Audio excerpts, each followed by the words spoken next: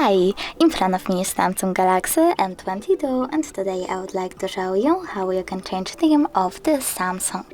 Start by accessing settings. Now scroll down, select themes over here and click on the search bar. Sorry, I have to turn on my Wi-Fi.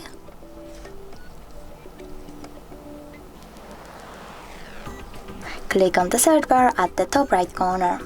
Then type wherever you want to, like love, and pick one of the themes by tapping on the chosen one. Lastly, select download, log in into your Samsung account, and tap on apply in the same place. Thanks so much for watching. If you enjoyed this video, don't forget to leave a like, comment, and subscribe. Bye!